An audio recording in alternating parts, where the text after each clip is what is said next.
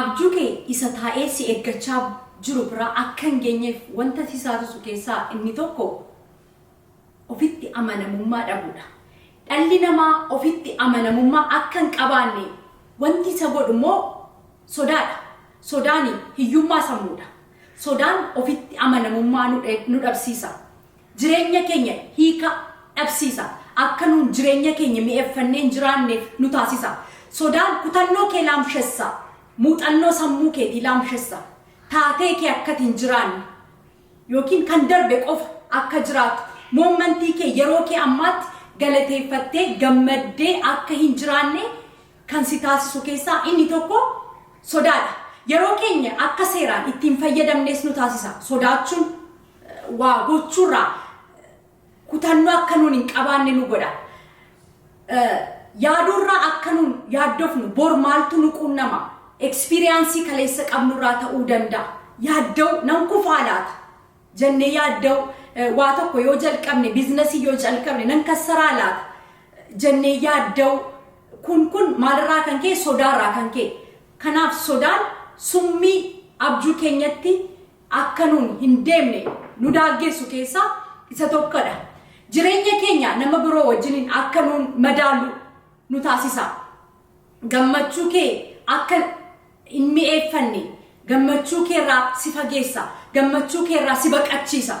Akkati of shakkitu, akkati namallee shakkitu, akkati abjuu keellee shakkitu si taasisa. Sodaan jireenya keenya dhiphinaan guuta. Waan tokko toon godhin dura dursinee positive side isaa toon taane negative side isaa qofa yaannee akka nuun jiraannu bultii keenyatti, jireenya keenyatti, gaa'ela keenyatti yookiin relationship keenya irratti illee dhiibbaa guddaa fida. Wanta barbaannu tokko ifaaf bilisa taanee gaafannee argannee gammaduu utoo dandeenyu sodaarraan kan ka'e, saalfiirraan kan ka'e akka nu wanta sana arganne yeroo keenyatti enjoy hin goone illee nu taasisa. Akka nun free taanee hin dubbanne nu taasisa. Namni maallaan jedhaa itoo waan tokko hin jalqabin wanta nun dubbannu hundumaa ofii keenya akka waa hin beeknetti goone yaaduudha. Yaaduu jalqabna. Namni maallaan jedhaa itoo kun kana godhee nama hin gaddisiisaa. Yaa nama namni kamiyyuu wanta tokko yeroo godhu namni waa isaan jechuun hin oolu. Gaariis ta'e badaa wanta tokko yeroo hojjettu namni waan mateesiin jedha. Namni waan namaan jedhu nabu. Kanaaf hojiitti yeroo galtu sodaa tokko malee kutannoodhaan ce'uudhaaf abjuu kee irra ciisuurra abjuu keetti hirkattee abjuusa afaan banee si eeggachaa jiru. Parpazii isatti dhalatte sanaaf sodaa tokko malee gara fuulduraatti yoo deemte saalfii tokko malee maallaan jedhu tokko malee gara fuulduraatti yoo deemte kanatti abjuu kee harkaan qabachuu dandeessu. Kanaaf inni guddaan ofitti amanamummaa kee build gochuudhaaf sodaa kana hir'isuu sirra jira jechuudha. Milkaa'ina kee sarbaa yookiin immoo milkaa'ina sammuurraa si mancaasa. Akkati milkoofne si taasisa. Because kutannoodhaan ittiin deemtu in sodaatta, waakkachaatti deemta, hambifachaatti deemta, humna kee guutuudhaan hin deemtu waan ta'eef sodaan inni guddaan dhiibbaa inni dhala namaa irratti qabu milkaa'ina nama dhabamsiisa. Hiriyaallee nama dhabamsiisa. Namoonni tokko hiriyaa nama wajjiniin jiraatanii sababa adda addaadhaanii rejectioniin isaan qunnamuu danda'a yookiin hiriyaa mataanii akkuma haxxiffoo tas jireenya isaanii keessaa namootni yeroo badanii namoonni tokko laphee isaaniitu caba. So hiriyaa gara biraa qabachuudhaaf, hiriyoota biraa wajjiniin jiraachuudhaaf, namoota biraa wajjiniin jiraachuudhaaf nama hundumaa akka namoota darban sanaatti godhanii yaadu waan ta'eef sodaan hiriyaa nama dhabamsiisa. Akkati hiriyaa gaarii hin qabaanne illee si taasisa. Sammuuf qalbii kee akka hin xiyyeeffanne godha. Namni xiyyeeffatu tokko nama hubannaa qabudha. Nama kaayyoo qabudha. Nama ofitti amanamummaa qabu. Kanan godhaa, kanan gochuu qaba jedhee nama jabaachuu barbaadu, nama sirriitti guddachuu barbaadu. San akka hin gooneef nu taasisa sodaan. Sodaachuun waa hedduu nu dhabsiisa. Wanta nun madaalle, bakka nun madaalle akka nun oolullee nu taasisa. Hamma keenya hin beeknu waan ta'eef. Hamma kee gadi buttee qabuudhaan an akkasii fakkeenyaaf ani hin bareedu, ani akkasi jennee bareedinni there is many way to beauty. Nami tokko bareedina yeroo ibsu nama tokkoof bareedinni sammuu jira, bareedinni qaamaa jira. Bareedina qaamaa yoo laallee furdinni nama tokkoof bareedina maslii ta'uu danda'a. Nama tokko bareedina qallina ta'e jedhee yaada nama tokkoof bareedinni dheerina. Bareedinni karaa adda addaadhaan hiikama. Ati ofii keedhaan an bareedduudha jettee ofii namansiistu yoo ta'e positive energyidhaan ofiin guuttu yoo ta'e Rabbi si uumeen dogoggortee taajachaa jirta. Dhala namaa hundumaa Waaqayyo bareechedha kan inni uume. Ani bareedduudha. Annan danda'a. Har'a wanta hin taane keessa jiraachuu dandeessa. Barumsa illee xumurre ta'uu danda'a. Garuu addunyaa kana irratti namoota dhiibbaa fidan yookiin immoo namoota influential ta'an baay'ee isaanii warra barumsa hin xumurredha. Akkas yeroo jedhu barumsi dhala namaadhaaf hedduu barbaachisaadha. Sirreeffama.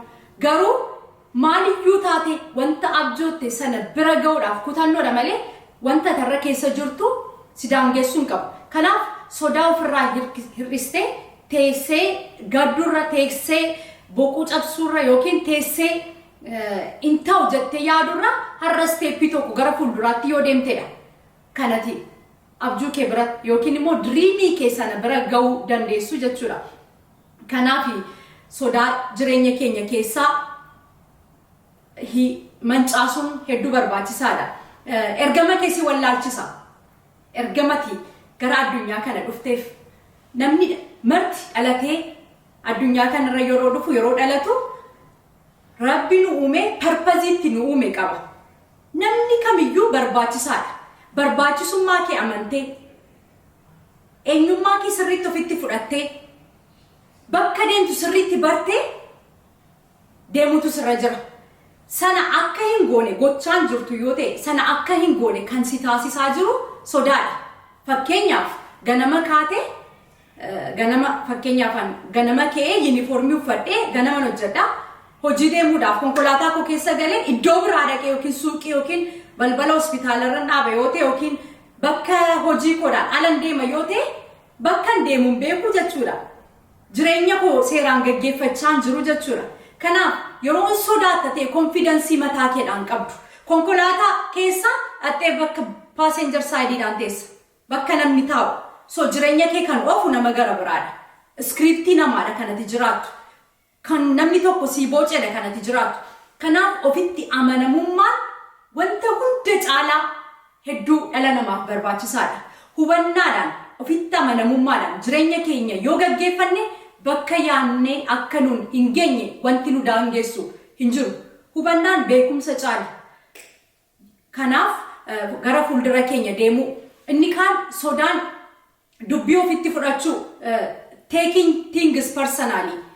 When somebody says something, oh anaan jedhee laata. Anaan jechuu barbaadee laata. Jennee yaadu kana waan ta'eef anana tuquu barbaadeetu kun yaada baay'ee gadaantummaadha.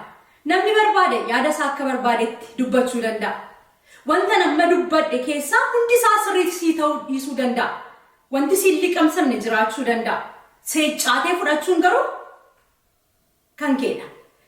Wanta namni dubbatu tokko, namni fayyada jedhee wanta tokko jedhu tokko negatiivitti ofitti fudhachuu toon taane indoo goggorte illee yoo siin jedhe sirrii illee hojjenne yoo siin jedhe kufteetta illee yoo siin jedhe karaatti kufaatii kee keerraa kaatu karaatti dogoggora kee sana sirreeffattudha kanatti yaaduu qabdu malee namni sun akkas naan jedhee maal jedhee jennee negatiivitti yoo fudhanne akka nuun hin ceene laga gamanatti akka nuun hafnu nu taasisaa jechuudha.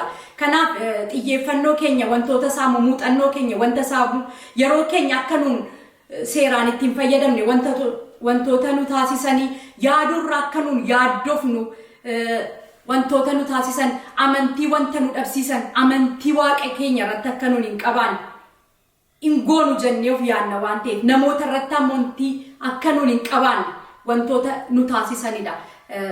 Jireenya keenya keessaa sodaan baasnee gatuun hojii isa guddaa fi isa jalqabaa ta'uu qaba. Kan maaliif sababiin isaa sodaan hiyyummaa sammuudha. Sammuun keenya akka hin yaane nu taasisa. Yeroo ammaa kanatti addunyaa kana keessatti kan gabaa guddaadhaan gurguramaa jiruuf bitamaa jiru yaadadha. Yaada keenya akka hin gurgurannee fi akka hin bitanne nu taasisa. Kanaaf dhalli namaa hundumti sodaarraa bilisa ta'ee wanta gochuu qabu wanta karoorfate tokko ifaaf bilisaan ofitti amanamummaa keessa isaa guutee yoo raawwate wanta yaaddeen bakka yaaddeen hin geessa.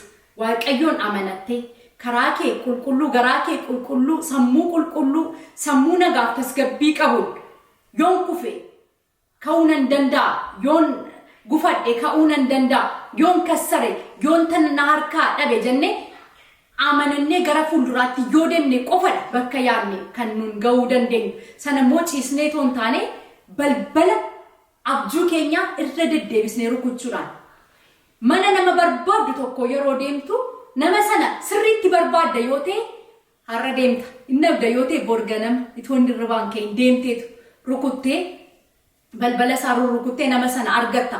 Hamma nama sana argitutti wanti sun hedduu si barbaachisa yoo ta'e barbaachisummaa isaa sirriitti amantee deemta yoo ta'e akkuma balbala namaa deebistee rukuttu balbala abjuu keetii sodaa tokko malee ofitti amana.